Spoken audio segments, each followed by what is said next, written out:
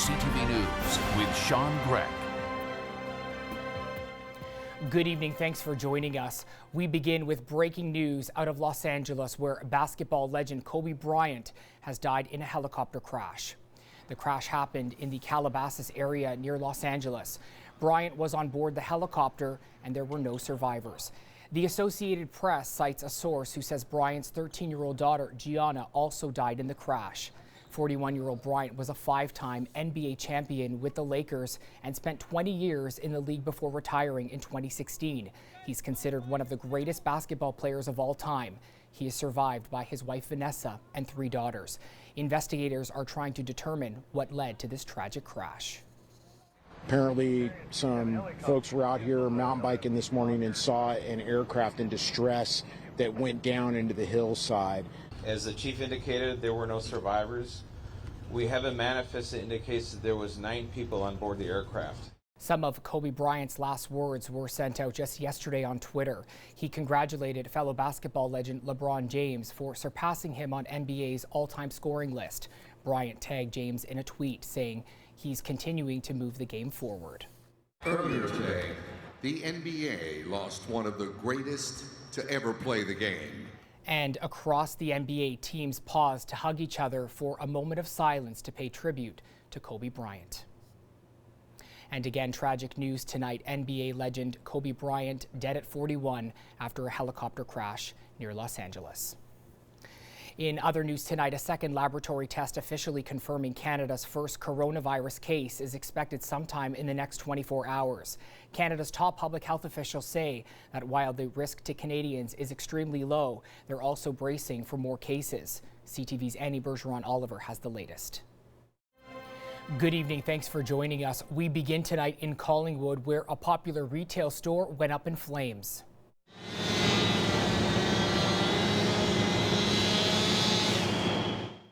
Flames broke out at the Sporting Life store on Ontario Street just before 6 this evening.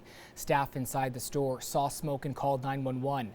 When crews arrived on scene, flames and heavy smoke were coming from the store. Everyone was able to evacuate and there are no injuries. We're just trying to put spot fires out right now, and with the amount of content it is making it difficult to access the fire. The fire is now under control. However, the office of the Ontario Fire Marshal has been called in to investigate. Fire officials say damage is pegged at more than $1 million because of damage to the building and the content inside of it. We're bracing for a possible ice storm that could wreak havoc across our region. We spoke with Environment Canada senior climatologist Dave Phillips about just how intense it could be. The question is the temperature. Look at the temperature and look at the winds. Those are the key factors. And we're still under a freezing rain warning as the storm tracks across our region. It's expected to last until Monday morning, which could make for a tricky drive for those heading to work or for those preparing for New Year's Eve festivities. 10 to 15 millimeters of ice buildup is possible. Here's what it looks like at Burroughs Creek. Now just a little under 3 hours before the Rolling Stones will take to the stage. No exact numbers for how many people are on the grounds for the show, but it's safe to say the figure is in the tens of thousands for the band's only Canadian stop on its No Filter tour. The Stones are set to kick off at 8:45. Good evening. Thanks for joining us. The day has come for die-hard Rolling Stones fans. The legendary band is making this Canada Day long weekend a rockin' celebration at Burroughs Creek in Oro-Medonte, north of Barrie. Let's go live now to CTV's Roger Klein at Burroughs Creek with the latest. Roger. Well, Candace, the fire started in a classroom on the second floor of Building E, which is the Center for Hospitality, Tourism and Recreation. Now, heavy smoke from that fire spread to nearby buildings, creating a number of challenges for firefighters. Well, Candace, some homeowners on McDonald Street are looking to build a fence along the side of the David Busby Center to keep people away from their properties. They say it's because they simply don't feel safe.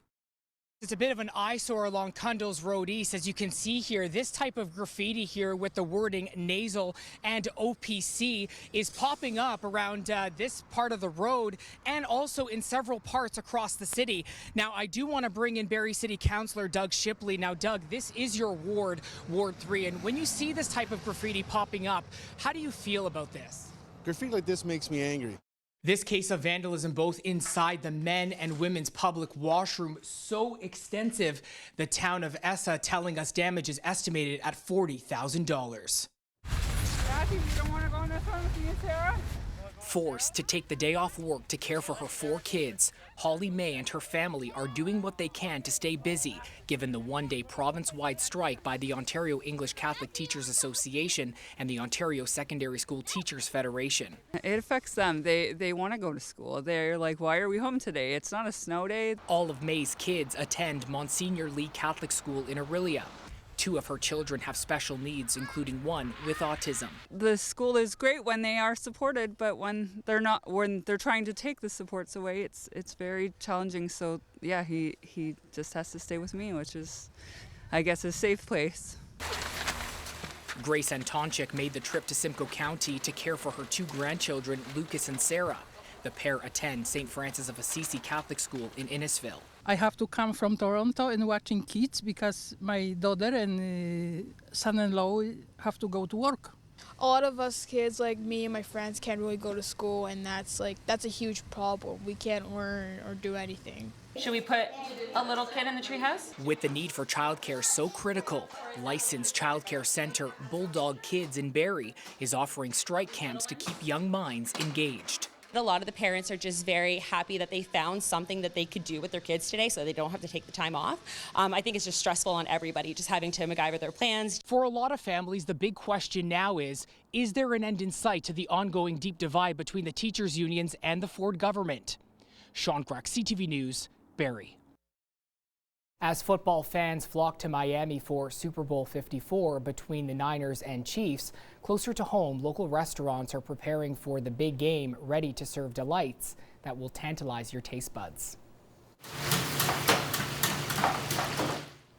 Food preparations are underway at St. Louis Bar and Grill locations on Veterans Drive and Duckworth Street in Barrie. Managers say Super Bowl Sunday is a Super Bowl all in itself for the cooks. So our cooks are on the line, ready to go, all fired up, pumping food out of this kitchen like nothing on Sunday. And managers expect to serve more than 500 pounds of chicken wings at both of its locations. And you can catch all of the action in Miami tomorrow night right here on CTV. And that is our newscast this Saturday. I'm Sean Grech. Thanks for being here with us, and I will be back tonight at 11. I hope you'll join us. Bye for now.